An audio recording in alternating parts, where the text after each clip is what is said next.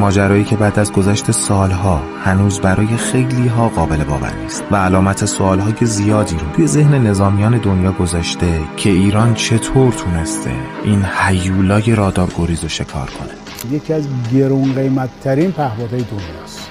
زمانی که میخواست در یک منطقه پرواز بکنه از خودش هیچ سیگنالی رو بروز نمیداد. ادعاشون این هستش که این پهپاد در لایه‌های پرواز میکنه که معمولا آتش‌های پدافندی بهش نمیرسه.